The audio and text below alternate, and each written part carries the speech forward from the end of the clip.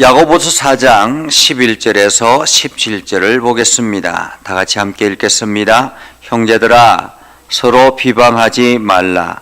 형제를 비방하는 자나 형제를 판단하는 자는 곧 율법을 비방하고 율법을 판단하는 것이라. 네가 만일 율법을 판단하면 율법의 준행자가 아니요 재판관이로다. 입법자와 재판관은 오직 한 분이시니 능히 구원하기도 하시며 멸하기도 하시느니라. 너는 누구이기에 이웃을 판단하느냐? 들으라. 너희 중에 말하기를 오늘이나 내일이나 우리가 어떤 도시에 가서 거기서 1년을 머물며 장사하여 이익을 보리라 하는 자들아, 내일 일을 너희가 알지 못하는도다. 너희 생명이 무엇이냐? 너희는 잠깐 보이다가 없어지는 안개니라.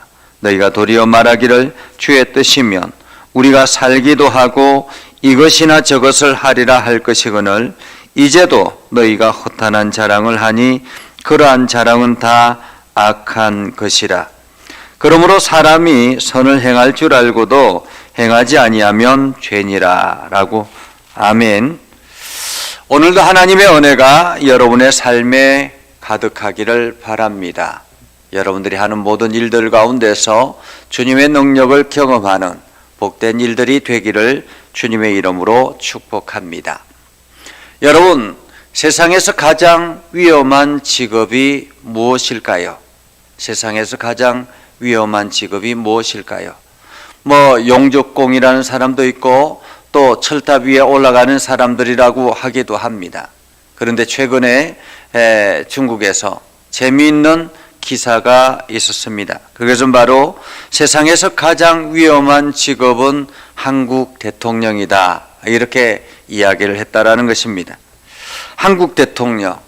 그러니까 대통령이 되면 좋을 것 같지만은 우리 한국 대통령들 보면 대부분이 감옥을 가고 그리고 아들이 구속을 당하고 또 자살을 하고 탄핵을 당하고 온전하게 있는 사람이 없더라라는 것입니다. 살인을 당하고 그렇게 해서 한국 대통령들 보면 온전하게 끝까지 참 나이가 많이 들어서 정말로 인품 있게 그렇게 돌아가시는 분들이 별로 없더라라는 것입니다. 그래서 우스갯소리로 비웃듯이 말하는 것이 한국 대통령이 가장 위험한 직업 중에 하나다라고 이야기를 했다라는 거죠. 자, 그렇다면 세상에서 가장 위험한 일은 무엇일까요? 세상에서 가장 위험한 일은 무엇일까? 여러 가지 다양한 일들이 있겠지만은 오늘 우리가 생각할 수 있는 것은 세상에서 가장 위험한 일, 그것은 바로 자기가 하나님 노릇하는 일이다라는 것입니다. 자기가 하나님 노릇하는 것. 사람들은 자기 삶의 주인은 자기라고 합니다. 내 삶의 주인은 나다라고 이야기를 하죠. 그래서 어떤 사람들은 모든 것, 내가 하는 일대로, 내가 내 주먹이 하는 대로 모든 것이 될 것이다라고 이야기를 합니다. 여러분, 정작 그렇습니까? 자기가 자기 삶의 주인입니까? 만약에 자기가 자기 삶의 주인이라면 우리가 당장에 일어날 일들에 대해서 책임을 질 수가 있어야 합니다. 내가 내 삶의 내가 주인이라면 내가 하는 모든 일들을 책임질 수가 있어야 합니다. 삶과 죽음에 대한 모든 것들도 책임을 질 줄 알아야 되는 것이죠. 그것이 바로 주인 아니겠습니까? 그런데 자기가 자기의 삶을 책임질 줄도 모르면서도 불구하고 사람들은 자기 삶의 주인은 자기다라고 이야기를 합니다. 그런데 거기에서 더 나아가 한술 더 떠서 타인의 삶까지 자기가 관여하려는 그러한 사람들이 있더라라는 것입니다. 그것을 우리는 오지랖이라 그렇게 이야기를 하기도 하죠. 타인의 삶에 대해서 내가 이러쿵저러쿵 이야기하는 것, 그것만큼 위험한 일은 없더라. 자기 삶도 책임지지 못하는 사람이 어떻게 남의 삶을 책임지려고 이러쿵저러쿵 이야기하겠습니까? 오늘 야고보는 이렇게 이야기합니다.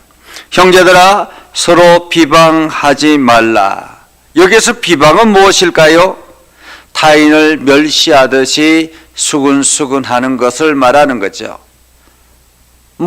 가장 쉽게는 뒷담화 이런 말이기도 합니다.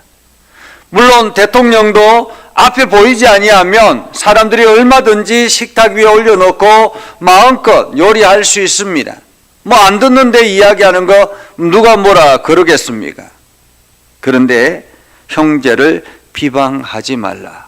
비방은 앞에서는 어떻게 하지 않습니다. 비방이라는 말은 대체적으로 뒤에서 듣지 못하는 데서 여기저기 사람들과의 관계 속에서 말하는 것입니다. 야, 저 사람 참 못 듣더라. 이 사람은 참 못 듣더라. 라고 이야기를 하죠.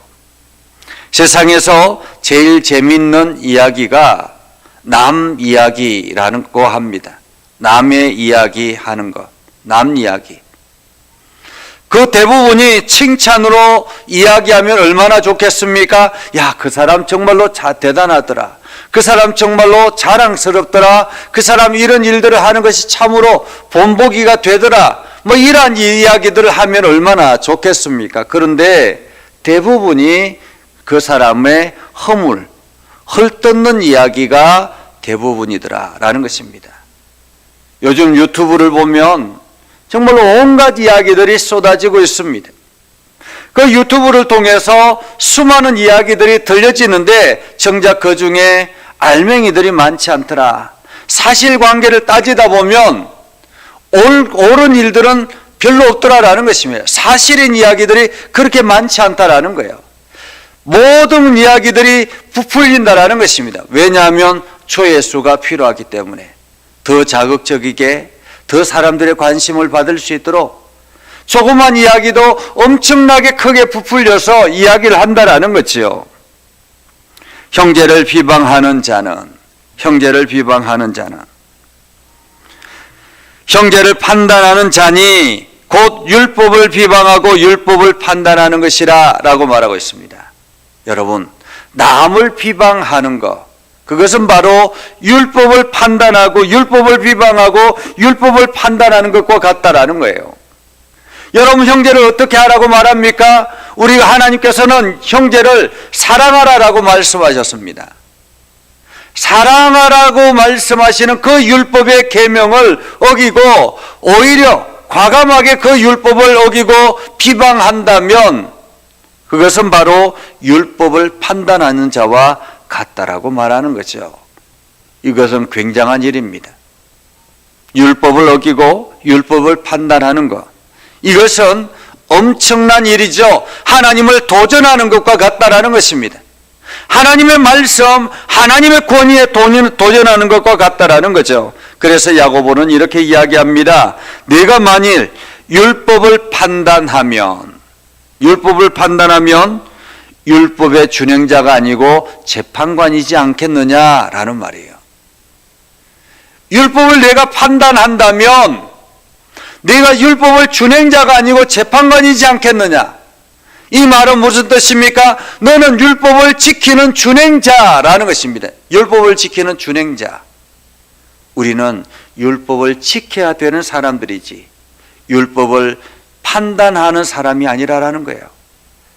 율법은 하나님께서 우리에게 하나님의 백성으로서 살아가도록 주신 것입니다. 그렇기 때문에 이 율법은 잘못됐다, 이 율법은 어떠하다 이렇게 말하는 것은 어리석은 거죠. 왜냐하면 입법자도 하나님이시요, 그 율법을 판단하는 재판관도 하나님이시기 때문에 그렇습니다. 율법을 만드신 이도 하나님이시요, 그 율법을 가지고 재판하는 것도 하나님이기 때문에 그 율법 안에 누가 들어있습니까? 우리의 모든 삶이 들어있는 것입니다. 우리 삶의 모든 것을 판단하는 기준이 들어있는 것입니다. 이 율법을 어기면 하나님께서는 어기는 거기에 대해서 판단하고 정죄하게 되는 것이죠. 그렇기 때문에 비방한다라는 것, 비방하는 것은 타인을 멸시하듯이 조롱하듯이 말하는 것은 율법을 어기는 것과 같고, 이 율법을 어기는 것은 한마디로 그 율법의 준행자인, 율법의 재판관인 하나님을 판단하는 것과 같다라고 말하는 것입니다. 그래서 12절에 이렇게 말하죠. 입법자와 재판관은 오직 한 분이시니 능히 구원하시기도 하시며 멸하기도 하시느니라. 너는 누구이기에 이웃을 판단하느냐. 한마디로 입법자, 우리나라 요즘 이게 국회가 입법기관이잖아요. 그리고 어떤 일들의 잘못된 것들을 판단하는 것은 사법기관이죠. 그래서 검찰과 법원, 판사, 이러한 사람들이 이 사법기관에 속해 있습니다. 그러니까 입법을 세우면 거기에 대해서 준행하고 거기에 따라 기준에 따라서 판단하는 것입니다. 그런데 이 입법자와 사법이 함께 하나님의 손에 시작이 되었다라고 오늘 성경은 말하고 있습니다. 그런데 너는 누구냐라는 거예요. 비방하는 너는 누구냐? 지금 하나님의 법을 비방하는 너는 누구냐? 하나님의 법을 없인 여기는 너는 누구냐? 라고 묻는 것입니다. 너는 누구냐? 우리는 비방해서는 안 되는 것입니다. 근데 요즘 들어서 인터넷이 발달이 되고 그러다 보니까 이게 보이지 않는 비방들이 너무 많은 거예요. 유명한 말 중에 펜이 칼보다 무섭다라는 말이 있습니다. 한마디로 글이 칼보다 무섭다라는 거예요. 그냥 책을 이렇게 쓰는 글, 노트에 빈 종이에 쓰는 글들, 이것이 칼보다 무섭다라는 거예요. 칼은 찌르고 남을 죽이고 이렇게 하잖아요. 그런데 이 펜은 한 사람을 죽이는 것이 아니라 펜 하나로 말미암아 글 하나로 수많은 사람을 죽일 수 있다라는 것입니다. 그래서 무섭다라는 거예요. 요즘 그런 것들이 많잖아요. 동반 자살하는 그 사이트에 이렇게 동반 자살하기를 원합니다 하고 글을 올려가지고 거기에 동조하는 사람들 끌어모아가지고 한 모텔에 들어가서 함께 죽음을 맞이하는 그러한 일들이 뉴스에 많이 일어나잖아요. 글들이 얼마나 무서운지. 더더구나 남을 비방하는 일에 요즘은 인터넷 댓글, 이게 인터넷이 실명제가 되어야 되는 것이, 이게 댓글은 책임이 없는 거예요. 자기 이름이 적혀져 있지 않으니까, 아이디만 그냥 가상으로 만들어지니까. 그래서 사람들은 자꾸만 보이지 않는다고 생각하고 계속 이어서 비방과 비난들을 쏟아내고 결국에는 사람들을 움츠리게 하고 죽음에 이르기까지 한다라는 것입니다. 그 사람들은 생각해야 되는 거죠. 인터넷에 비방하고 댓글을 통해서 조롱하고 남을 험담는 사람들, 교회 안에서 직분자들 안에서도 저 사람은 어떠하다, 이 사람은 어떠하다 비방하는 사람들 조심해야 되는 거예요. 하나님을 없이 여기는 것과 같다라고 오늘 야고보는 이야기하고 있습니다. 그러면서 야고보는 계속 이어서 말하죠. 들으라, 너희 중에 말하기를 오늘이나 내일이나 우리가 어떤 도시에 가서 거기서 1년을 머물며 장사하여 이익을 보리라 하는 자들아.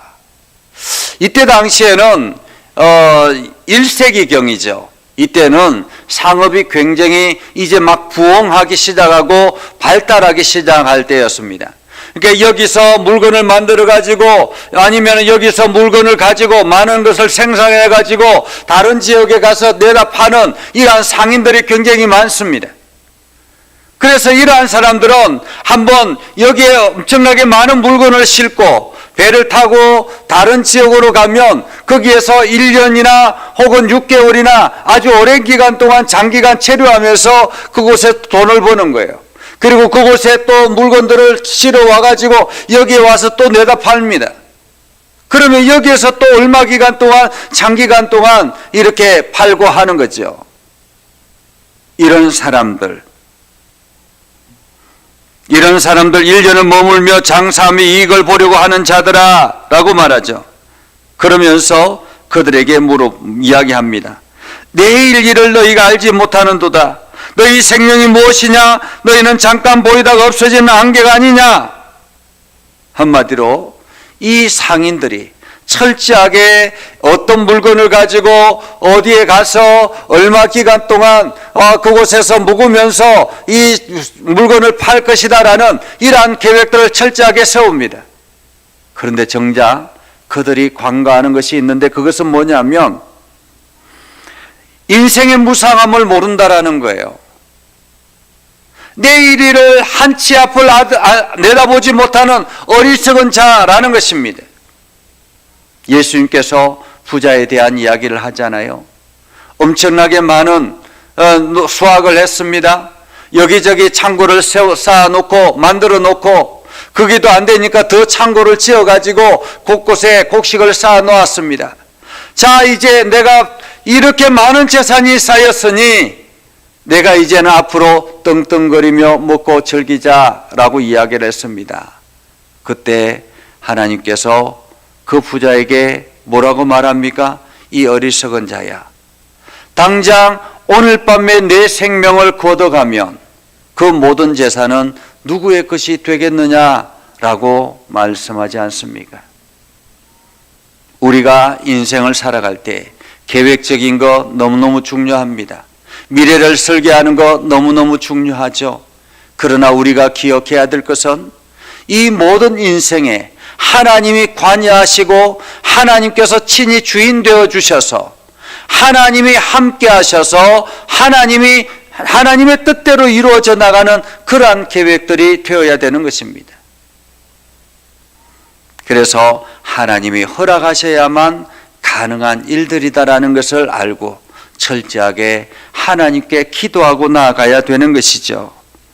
또한 야고보는 이야기합니다. 15절에 보면 너희가 도리어 말하기를 주의 뜻이면 우리가 살기도 하고 이것이나 저것이나 하리라 할 것이거늘 이제 너희가 허탄한 자랑을 하니 그러한 자랑은 다 악한 것이니라. 주의 뜻이면 이렇게도 하고 저것도 할 것이다 라고 이야기하지만 정작 그들 안에서 주의 뜻을 원하는 것이 아니라 자기의 욕심과 자기의 이기심을 채우기 위해서 주님의 뜻을 갖다 붙이는 것입니다. 이것은 마치 이런 것입니다. 자기가 어떤 사업을 하고자 하는 욕망이 생겼습니다. 그래서 그것을 가지고 계획을 합니다. 철저하게 계획을 하고 난 다음에 다 계획하고 나서 혹시나 하나님이 이 일에 동참하지 않으면 어떡할까 고민하다가 하나님, 이 모든 일들은 하나님이 원하시는 일들이 되기를 원합니다라고 갖다 붙이는 거예요.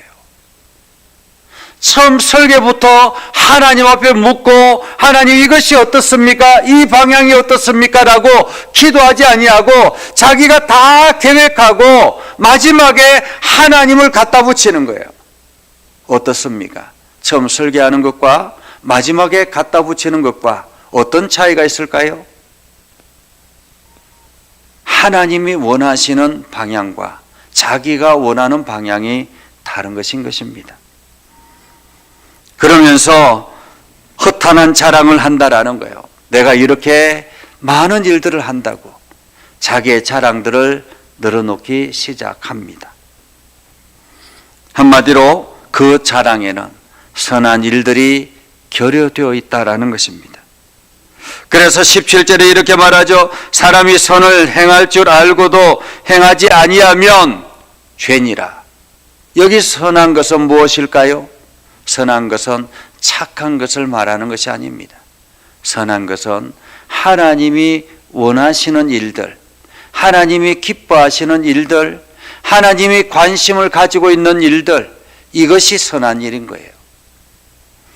이 일을 행할 줄 알고도, 행할 줄 알면서도 행하지 않는 것, 이것이 바로 죄라는 것입니다.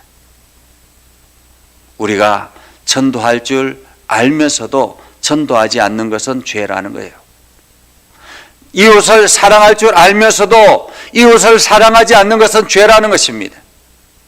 남을 칭찬할 줄 알면서도 칭찬하지 않는 것은 죄라는 것입니다. 남을 살릴 줄 알면서도 죽어가는 영혼을 내버려 두는 것은 죄라는 것입니다. 우리는 이러한 일들의 죄인이 되어서는 안 된다라는 거죠. 오늘 하나님은 우리가 하나님을 사랑하고 하나님의 뜻대로 살아가기를 원합니다. 그래서 우리가 남을 비방하지 아니하고 오로지 하나님의 뜻을 살피며 선한 일을 행하는 우리의 삶이 되기를 주님의 이름으로 축복합니다. 기도하겠습니다. 거룩하신 아버지 하나님, 오늘도 우리를 지켜주셔서 하나님의 말씀 안에 거하게 해주심을 감사드립니다. 날마다 믿음이 있어서 하나님의 뜻을 구하고 날마다 믿음이 있어서 하나님이 기뻐하시는 일들을 행하는 우리의 삶이 되게 하옵소서. 이 시간 함께 기도할 때 하나님 우리의 기도를 들어 응답하여 주시고 날마다 우리가 하나님이 원하시고 하나님이 일하시는 그 일들의 통로가 되게 하옵소서. 예수님의 이름으로 기도드리옵나이다. 아멘. 이제는 우리 구주 예수 그리스도의 은혜와 하나님 아버지 극진하신 사랑과 성령님의 감화 감동 역사 위로 교통하시며 은혜가 주의 말씀 안에 있는 믿음의 백성들 위해 하는 모든 일들 위해 영원토록 함께 하옵시기를 간절히 축원하옵나이다. 아멘.